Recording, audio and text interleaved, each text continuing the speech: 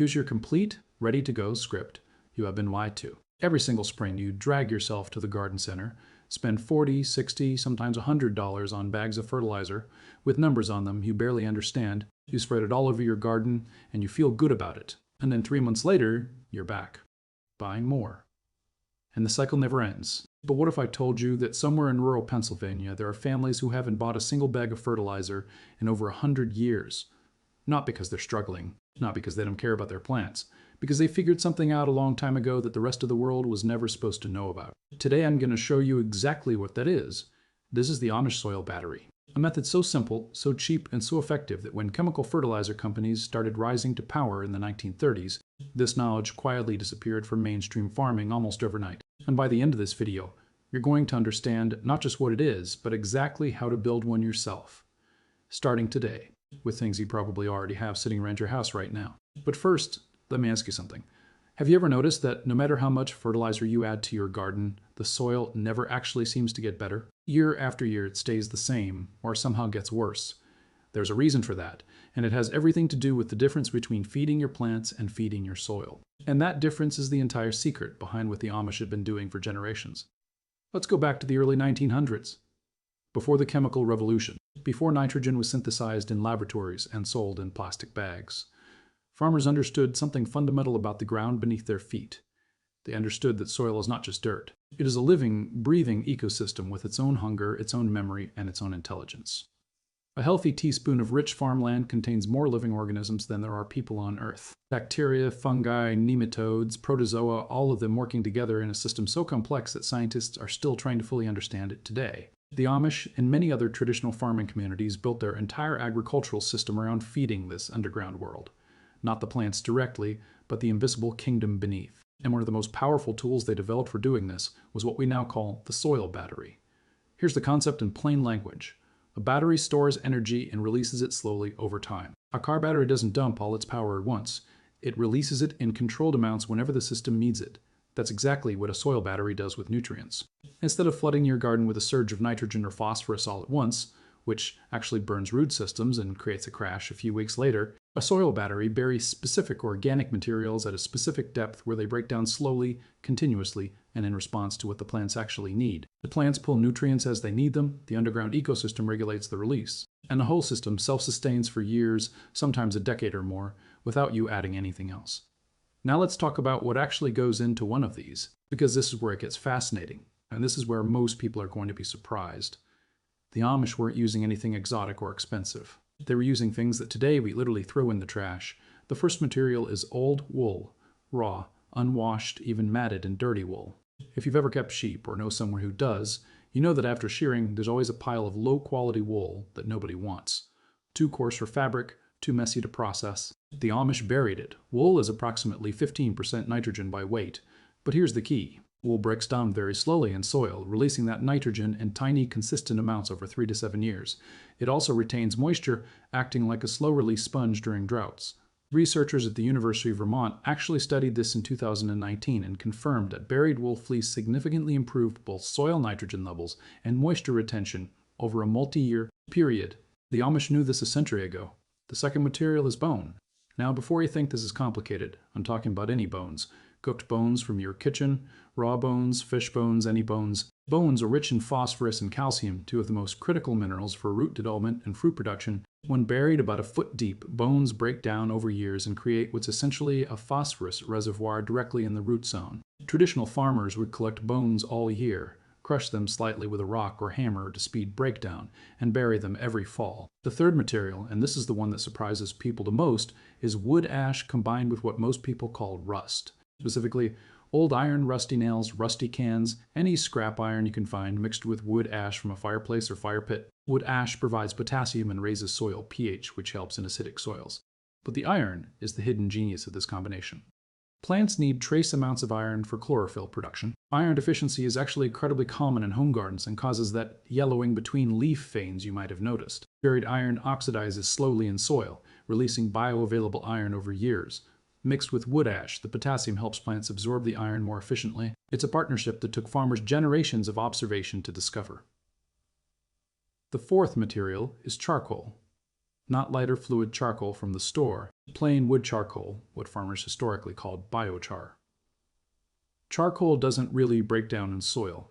It does something more interesting. It acts as a habitat. A single gram of biochar has a surface area roughly the size of a tennis court at the microscopic level. All those tiny pores become homes for the beneficial bacteria and fungi that make everything else in the soil, that'll work better. Biochar has been found in the soils of ancient Amazonian civilizations where it helped maintain incredibly fertile ground for thousands of years. The Amish used charcoal from their forges and fire pits as a core component of their soil building.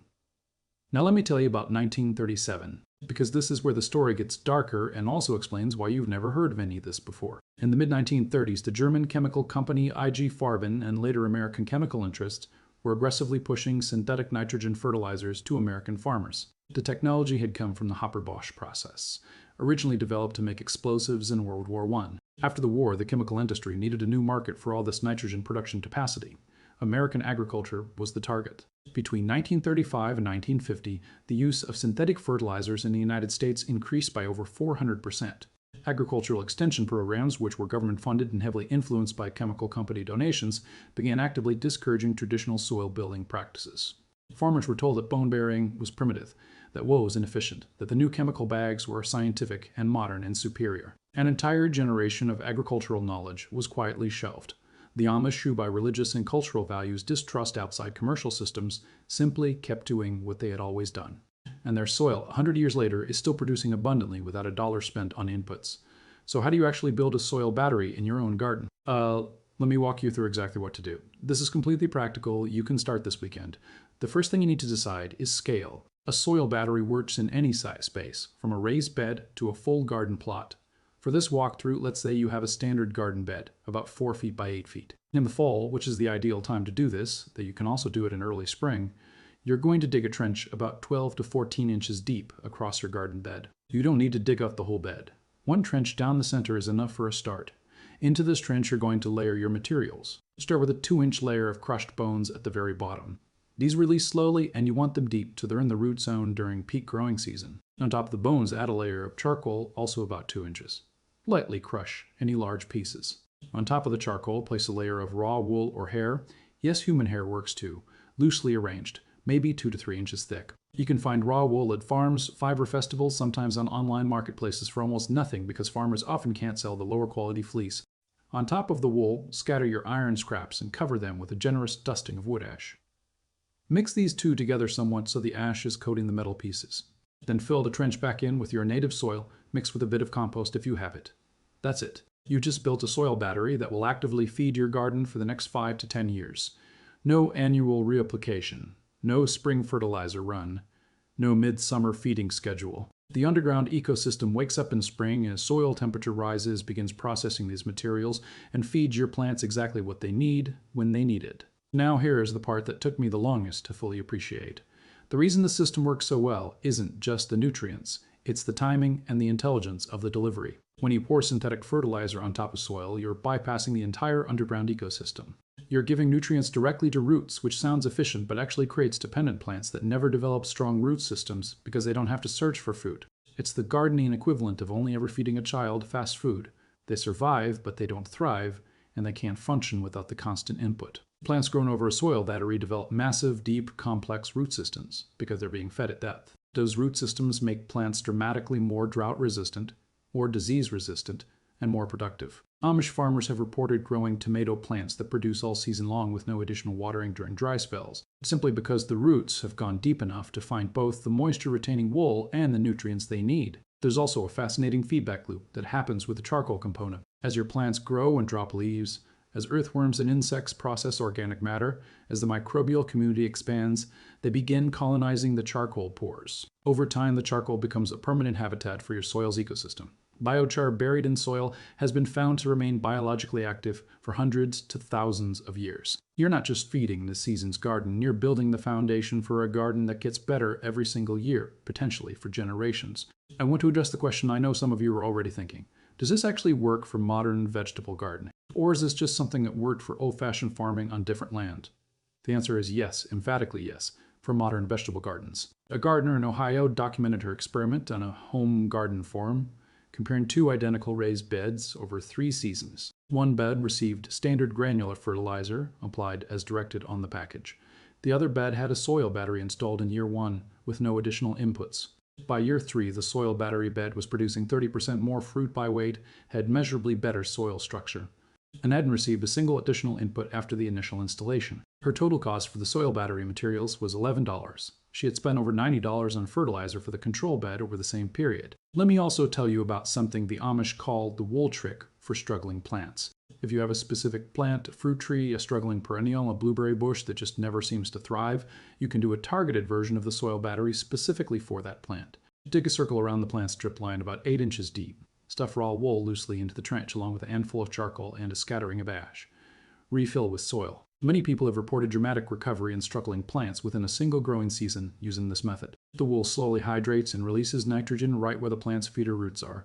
Here's what I want you to take away from everything we've covered today. The knowledge you need to grow food abundantly has been around for centuries. It was developed by careful, observant farmers who had no choice but to understand their soil deeply because they had no chemical shortcuts. That knowledge was deliberately sidelined, not because it didn't work, but because it worked too well and too cheaply to support a profitable fertilizer industry. The Amish kept it alive, quietly, generation after generation in their fields and kitchen gardens and orchards. You don't need to go buy anything special to try this. You need bones from your kitchen. You need ash from a fire pit or fireplace. You need old iron from a junk drawer or a yard sale. And if you can find raw wool, even better. But even with just bones, ash, and charcoal from your next bonfire, you can start building a soil battery this season that will change the way your garden grows for years to come. The most radical act a gardener can do right now is to stop buying inputs and start building systems. A living soil that feeds itself is more powerful than any bag of fertilizer ever made. No one hear from you. Have you ever tried any traditional or old-fashioned soil methods in your garden? Or have you noticed that no matter how much fertilizer you use, your soil just never seems to improve? Foppershi. Tell me in the comments below because I read every single one, and your experience might be exactly what someone else needs to hear to make the change.